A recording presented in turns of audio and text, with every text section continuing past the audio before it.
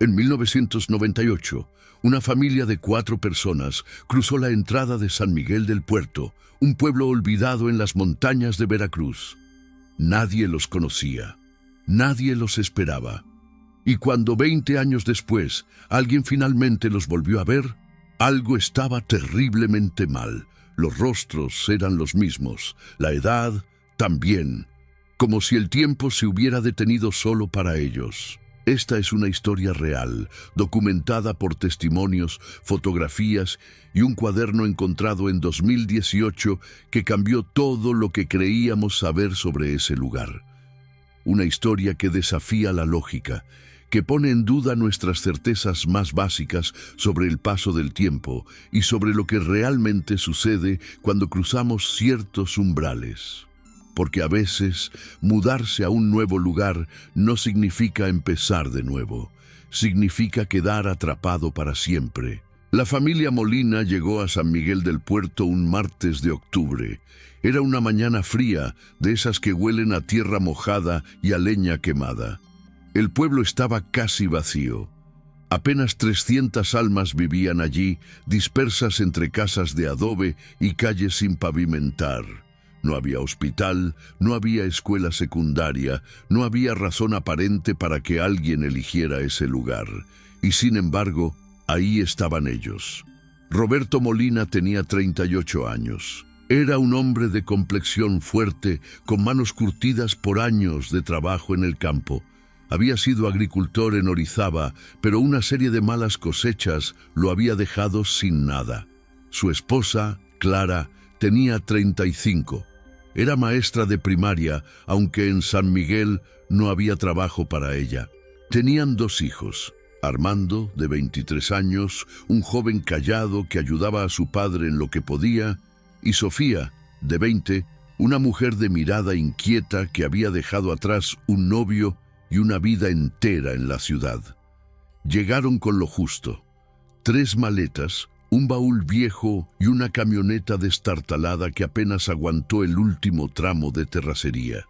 Se instalaron en una casa al final del pueblo, cerca del bosque. Era una construcción antigua, de paredes gruesas y ventanas pequeñas.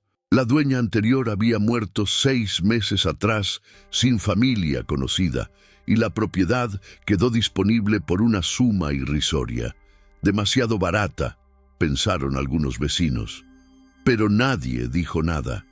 Los primeros días fueron normales. Roberto y Armando comenzaron a trabajar en los campos de café cercanos. Clara intentaba adaptarse a la vida sin empleo, pasando las mañanas limpiando la casa y las tardes caminando por el pueblo. Sofía era la más inquieta.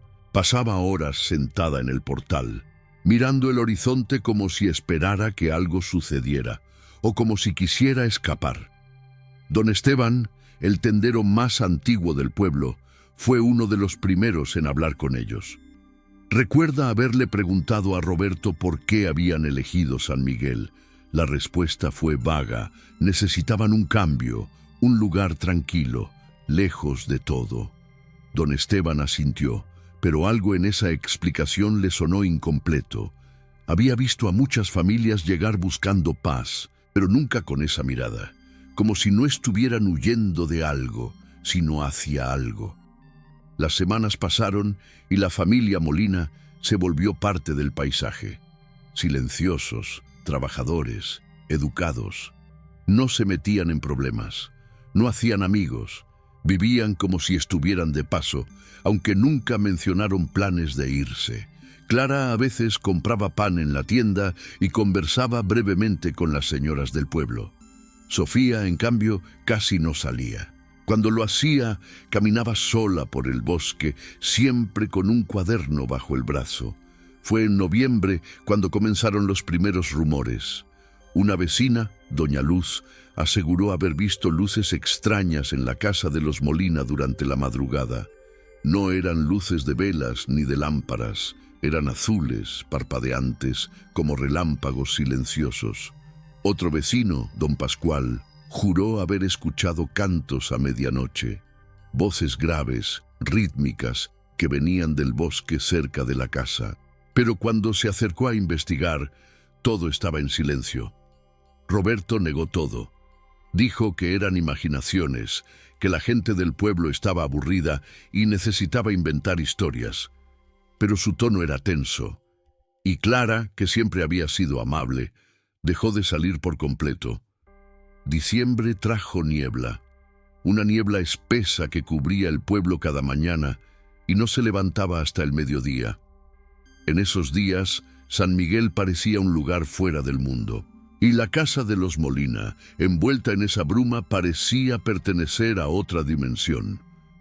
El 24 de diciembre, Sofía apareció en la tienda de don Esteban. Estaba pálida, nerviosa. Compró velas, muchas velas, y antes de irse, se detuvo en la puerta. Don Esteban recuerda sus palabras exactas.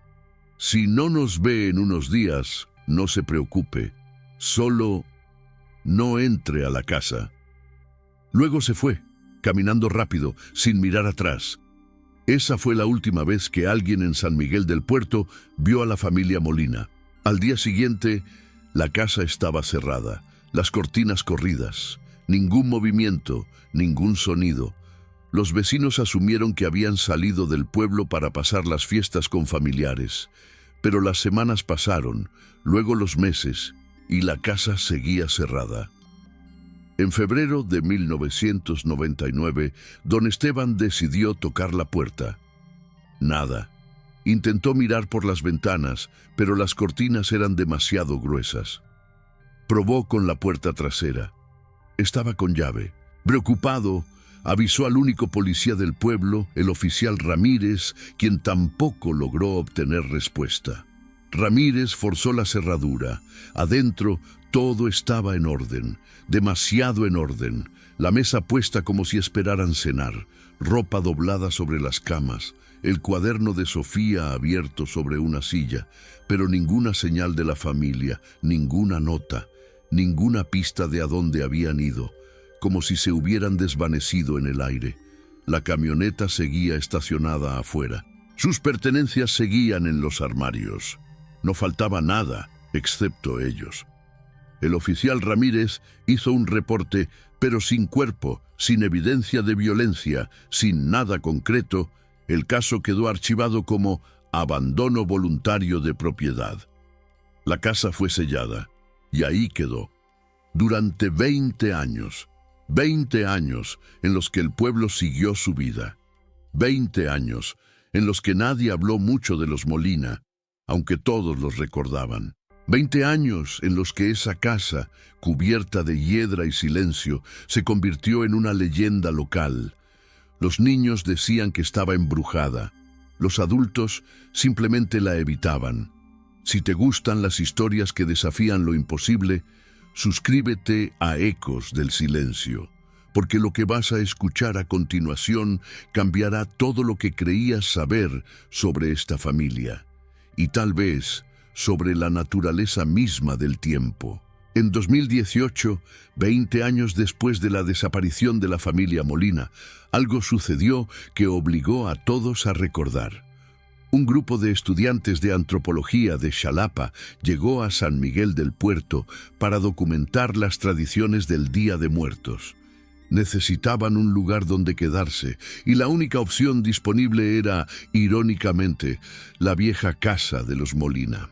El presidente municipal, presionado por la necesidad de atraer algo de turismo al pueblo moribundo, autorizó la apertura temporal de la propiedad. Nadie había entrado en 2 décadas.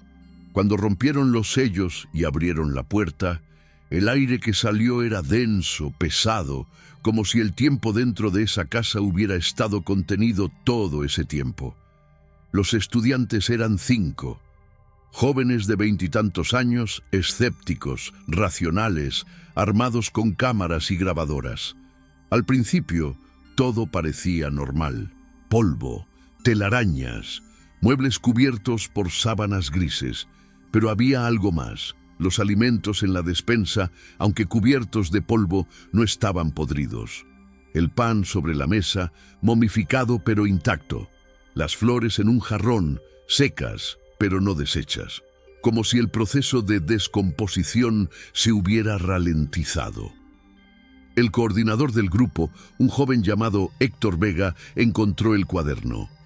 Estaba en el cuarto que había sido de Sofía, sobre una silla junto a la ventana. Era un cuaderno común, de espiral, con una cubierta azul desgastada. En la primera página, con letra clara y firme, decía: «Si alguien encuentra esto, por favor, lean hasta el final. Necesitan saber la verdad sobre San Miguel». Héctor comenzó a leer esa misma noche. Lo que encontró lo dejó sin palabras. No era un diario común. Era el testimonio detallado de lo que le había sucedido a la familia Molina durante sus últimos meses en ese pueblo. Y lo que describía era imposible. Según las entradas del cuaderno, todo comenzó a cambiar en noviembre de 1998. Sofía escribió que empezó a notar pequeñas anomalías. Un día que parecía repetirse. Conversaciones que sonaban familiares, como si ya las hubiera vivido. Al principio pensó que era su imaginación, el aburrimiento de vivir en un lugar tan aislado. Pero luego su padre también lo notó. Roberto había marcado con una cruz cada día en un calendario de pared. Pero en algún momento de noviembre, las cruces dejaron de corresponder con los días reales. Había marcado 15 días, pero el calendario de la tienda de don Esteban mostraba que solo habían pasado 9. Roberto pensó que había cometido un error. Borró las cruces y volvió a empezar. Pero pasó de nuevo. Clara fue la siguiente en darse cuenta. Había sembrado flores en el jardín trasero, claveles que tardan semanas en crecer. Pero cada mañana, cuando salía a regarlas, estaban exactamente del mismo tamaño, ni 1 milímetro más altas, como si el crecimiento se hubiera detenido. Armando lo notó en su propio cuerpo. Se había cortado la mano con una herramienta de trabajo, una herida profunda que debía sanar en días. Pero después de una semana, la herida seguía exactamente igual, misma profundidad, mismo sangrado, mismo dolor. No empeoraba, pero tampoco mejoraba. Estaba congelada en el tiempo. Sofía escribió que intentaron hablar de esto con los vecinos, pero cada vez que lo mencionaban, la gente parecía confundida, como si no entendieran de qué hablaban, o como si no quisieran entender. Don Esteban les dijo que todo estaba normal, que el tiempo pasaba como siempre, pero cuando Roberto le preguntó qué día era, el tendero tardó demasiado en responder, y cuando lo hizo, su respuesta no coincidía con ningún calendario. Fue entonces cuando Roberto comenzó a investigar. Habló con los ancianos del pueblo, con los que llevaban décadas viviendo allí, y descubrió algo perturbador. Nadie podía recordar con certeza cuántos años tenían. Nadie podía decir con precisión cuánto tiempo llevaban en San Miguel. Las fechas se volvían borrosas en sus memorias. Los eventos se mezclaban. Bodas que debieron haber sido hace 20 años sonaban como si hubieran sido ayer. Niños que debieron haber crecido seguían siendo descritos como niños. Roberto encontró fotografías en la iglesia del pueblo. Fotos de celebraciones, de fiestas patronales, de bodas. Fotos que, según las inscripciones al reverso, habían sido tomadas con décadas de diferencia. Pero las mismas personas aparecían en ellas, con la misma edad, los mismos rostros, como si el tiempo en San Miguel del Puerto no fluyera de la misma manera que en el resto del mundo. Sofía escribió sobre el miedo que comenzó a apoderarse de su familia, el miedo de estar atrapados, de que si no salían pronto nunca podrían salir. Planearon irse antes de Navidad, empacar lo esencial y conducir hasta Veracruz, hasta la civilización, hasta el tiempo normal. Pero cuando intentaron arrancar la camioneta, el motor no respondió. Probaron con herramientas, con refacciones, nada funcionaba. Decidieron irse a pie, caminar hasta el pueblo más cercano, a 15 kilómetros de distancia. Roberto, Clara, Armando y Sofía salieron al amanecer. Caminaron durante horas. Sofía contó sus pasos, más de 10.000, suficientes para haber dejado atrás San Miguel 3 veces. Pero cuando levantaron la vista, estaban de nuevo en la plaza del pueblo, como si hubieran caminado en círculo. Aunque la carretera era recta, lo intentaron de nuevo y de nuevo, cada vez con el mismo resultado. Siempre terminaban de vuelta en San Miguel, como si el pueblo no los dejara ir, como si hubieran cruzado una frontera invisible que ya no podían volver a cruzar. Sofía escribió sobre las noches de diciembre, noches en las que escuchaba voces afuera de la casa, voces que la llamaban por su nombre, voces que le pedían que saliera, que se uniera, que aceptara, voces que prometían paz, eternidad, pertenencia. Pero ella sabía que si salía, si respondía, algo terrible pasaría. Clara comenzó a rezar. Pasaba horas de rodillas frente a un crucifijo, pidiendo protección, pidiendo salida, pidiendo que el tiempo volviera a ser normal. Pero sus oraciones no eran escuchadas. O tal vez sí lo eran, pero la respuesta no era la que esperaba. Armando dejó de hablar. Se sentaba en su cuarto, mirando la pared, con los ojos vacíos. Roberto intentaba mantener la calma, mantener la cordura, mantener a su familia unida. Pero Sofía podía ver cómo el peso de la situación lo estaba quebrando. La última entrada del cuaderno estaba fechada el 23 de diciembre de 1998. Sofía escribió que habían tomado una decisión desesperada. Habían encontrado algo en el sótano de la casa, algo que la dueña anterior había dejado, un objeto, un símbolo, algo que parecía ser la fuente de todo, y habían decidido destruirlo. Sabían que era peligroso, sabían que podía haber consecuencias, pero era su única opción. La entrada terminaba con una frase: si esto no funciona, si no logramos romper el ciclo, entonces mañana ya no seremos nosotros, seremos parte de San Miguel para siempre, y el tiempo dejará de importar. Después de eso, páginas en blanco, nada más. Héctor Vega leyó y releyó esa última entrada. Buscó en el cuaderno alguna pista adicional, algún detalle que explicara qué había pasado después. Pero no había nada. Héctor Vega no durmió esa noche. Se quedó sentado en la sala de la casa de los Molina, con el cuaderno en las manos, tratando de procesar lo que había leído. Sus compañeros estudiantes pensaron que estaba exagerando, que el cuaderno era una ficción, una historia inventada por una mujer aburrida en un pueblo olvidado. Pero Héctor no estaba tan seguro. A la mañana siguiente decidió investigar. Fue a la tienda de don Esteban, quien ahora tenía más de 80 años, pero seguía atendiendo el negocio con la misma rutina de siempre. Héctor le preguntó directamente sobre la familia Molina. Don Esteban se quedó callado un momento, como si estuviera buscando las palabras correctas. Luego suspiró. Sí, los recordaba. Una familia extraña, dijo. Llegaron y desaparecieron. Nunca supo qué pasó con ellos. Héctor le preguntó si había notado algo raro en esos meses. Don Esteban frunció el ceño. Raro, repitió la palabra como si estuviera probándola. Todo en San Miguel es raro, muchacho, pero no dijo más. Héctor insistió. Le preguntó sobre el tiempo, si alguna vez había sentido que los días no pasaban como deberían. Don Esteban lo miró fijamente y por primera vez Héctor vio algo en sus ojos. No era confusión, era reconocimiento, como si supiera exactamente de qué estaba hablando, pero no quisiera admitirlo. El tendero se dio la vuelta y comenzó a acomodar latas en un estante. Después de un largo silencio, habló sin mirarlo. Hay cosas en este pueblo que es mejor no preguntar, dijo. Cosas que llevan aquí más tiempo del que cualquiera puede recordar. Si la familia Molina se fue, fue porque tomaron la decisión correcta o la equivocada. Nunca lo sabremos.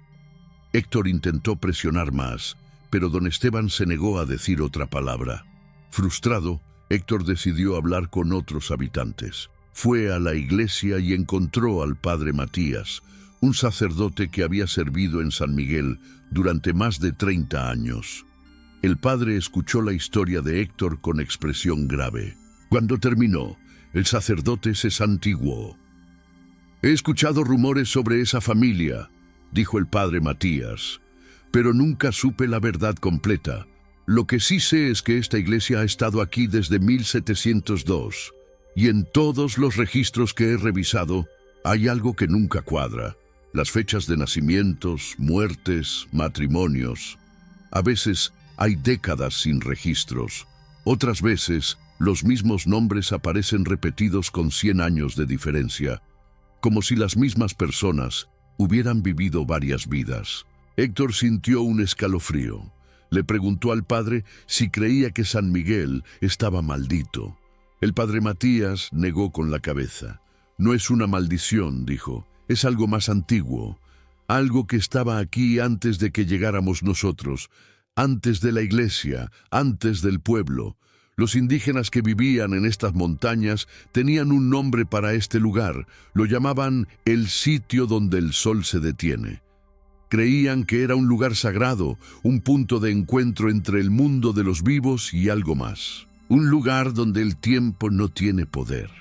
Héctor preguntó qué había en el sótano de la casa de los Molina. El padre Matías se puso pálido.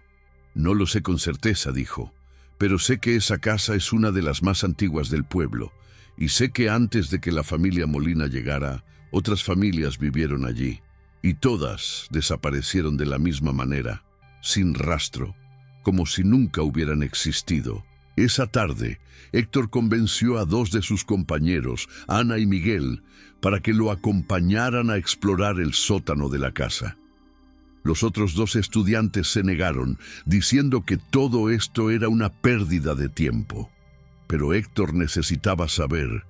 El sótano estaba cerrado con un candado oxidado. Lo rompieron con una palanca. La escalera de madera que descendía crujió bajo su peso. Encendieron linternas y bajaron lentamente. El aire era frío, más frío de lo que debería ser en diciembre. Y había un olor. No era descomposición. Era algo más difícil de describir, como tierra mojada mezclada con incienso viejo. El sótano era más grande de lo que esperaban. Paredes de piedra, suelo de tierra, y en el centro, algo que ninguno de ellos esperaba. Un círculo, dibujado en el suelo con lo que parecía ser ceniza o carbón. Dentro del círculo, símbolos.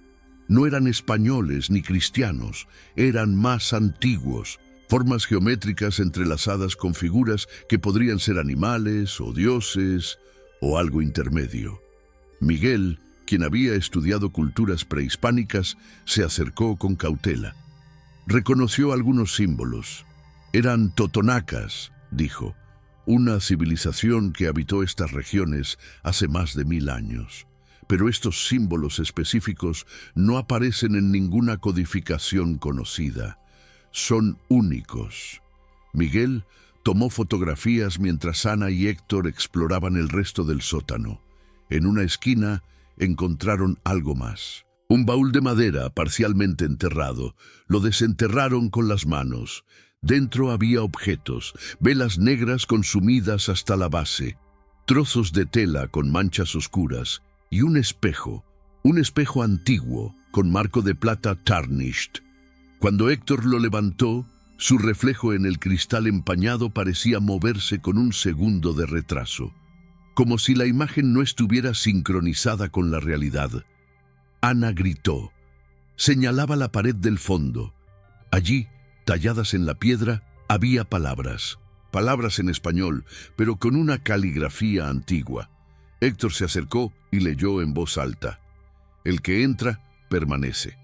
El que permanece, no envejece. El que no envejece, ya no es». Un ruido arriba los sobresaltó. Pasos. Alguien había entrado a la casa. Los 3 subieron rápidamente.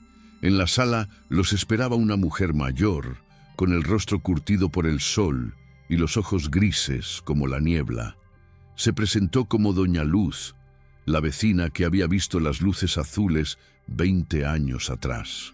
«Escuché que abrieron el sótano», dijo con voz temblorosa. No debieron hacer eso. No debieron despertar lo que estaba dormido. Héctor le preguntó qué quería decir. Doña Luz se sentó, como si las piernas ya no la sostuvieran. Este pueblo tiene un secreto, dijo. Un secreto que todos conocemos, pero nadie menciona. Vivimos más de lo que deberíamos. Nuestros cuerpos envejecen más lento. Los niños crecen más lento. Los enfermos no mueren cuando deberían, porque San Miguel no está en el tiempo normal. Está en un tiempo propio. Ana preguntó cómo era posible. Doña Luz negó con la cabeza. No lo sé. Solo sé que siempre ha sido así. Los viejos del pueblo, los que ya murieron, decían que era por el círculo en el sótano de esa casa, que era un portal o un ancla o algo que ataba este lugar a otro tiempo, y que mientras el círculo existiera, San Miguel seguiría siendo lo que es. Héctor preguntó qué pasó con la familia Molina. Doña Luz cerró los ojos. Ellos intentaron romper el círculo, dijo. Eso fue lo que escuché. Intentaron destruirlo. Y cuando lo hicieron, algo salió mal. Hubo una luz tan brillante que iluminó todo el pueblo. Y luego, silencio. Cuando algunos de nosotros nos atrevimos a acercarnos a la casa al día siguiente, ellos ya no estaban. Miguel preguntó si creía que habían muerto. Doña Luz abrió los ojos y lo miró con una expresión que ninguno de ellos olvidaría. No lo sé, dijo, pero hay algo peor que la muerte. Es quedar atrapado en un lugar donde el tiempo no existe, donde no puedes avanzar ni retroceder, donde simplemente eres para siempre. Esa noche, Héctor no pudo dormir de nuevo. Se quedó mirando el cuaderno de Sofía, pensando en sus últimas palabras. Y entonces lo vio. En la última página, escrita con una letra tan tenue que casi no se veía, había una fecha. Pero no era diciembre de 1998. Era enero de 2018, 20 años después. Héctor sintió que el suelo se movía bajo sus pies. Revisó la fecha una y otra vez. Enero de 2018. Eso era imposible. El cuaderno había estado en esa casa, sellada durante 20 años. Nadie podía haberlo tocado. Y sin embargo, allí estaba. Una entrada nueva, con letra temblorosa, diferente al resto del cuaderno. Decía simplemente, estamos aquí, todavía estamos aquí, ayúdennos.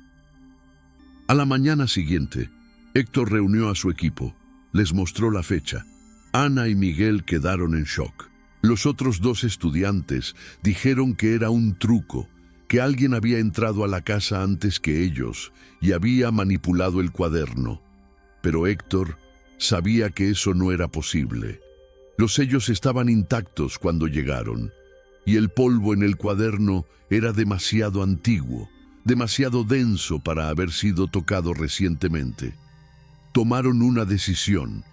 Iban a pasar una noche completa en la casa, con cámaras, grabadoras y todos los instrumentos de medición que pudieron conseguir en el pueblo. Querían documentar lo que fuera que estuviera sucediendo allí. Querían evidencia. La noche del 1 de noviembre, Día de Muertos, se instalaron en la sala de la casa de los Molina. Colocaron cámaras en cada habitación. Configuraron grabadoras de audio. Héctor incluso consiguió un medidor EMF, un detector de campos electromagnéticos que a menudo se usa en investigaciones paranormales. A las 9 de la noche, todo estaba listo. Las primeras horas fueron tranquilas, demasiado tranquilas. No había sonido de viento afuera, no había insectos, no había nada, como si la casa estuviera aislada del mundo. A medianoche, el medidor EMF comenzó a dispararse. Los números subían sin razón aparente. Ana revisó las baterías, pensando que era un mal funcionamiento, pero las baterías estaban bien. A las 12:30 escucharon el primer sonido. Pasos, arriba en el segundo piso. Pasos lentos, deliberados. Héctor y Miguel subieron con linternas. Los cuartos estaban vacíos, pero cuando revisaron las cámaras, vieron algo que los heló. En la grabación, justo antes de que ellos entraran al cuarto de Sofía, se veía una sombra, una figura humana, de pie junto a la ventana, y luego desaparecía, como si se disolviera en el aire. A la 1 de la mañana, todas las grabadoras de audio captaron lo mismo. Una voz de mujer, joven, diciendo un nombre: Héctor. Lo repitió 3 veces. Héctor sintió que la sangre se le congelaba. Nadie en esa casa debería saber su nombre. Nadie vivo, al menos. A las 2, la temperatura bajó drásticamente, de 24 grados a 12 en cuestión de minutos. Podían ver su aliento. Ana comenzó a temblar, no solo por el frío, sino por el miedo. Sugirió que se fueran, pero Héctor insistió en quedarse. Necesitaban ver esto hasta el final. A las 3 de la mañana sucedió. Las luces de las linternas comenzaron a parpadear, y entonces, en la sala, vieron algo. 4 figuras, translúcidas como hechas de niebla, pero con forma humana. Un hombre mayor, una mujer, un joven y una mujer más joven. Los Molina.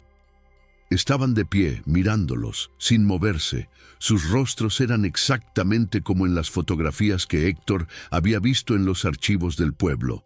La misma edad, los mismos rasgos. Como si el tiempo no hubiera pasado para ellos. Ana gritó. Miguel corrió hacia la puerta, pero Héctor se quedó paralizado, mirando a la figura de Sofía.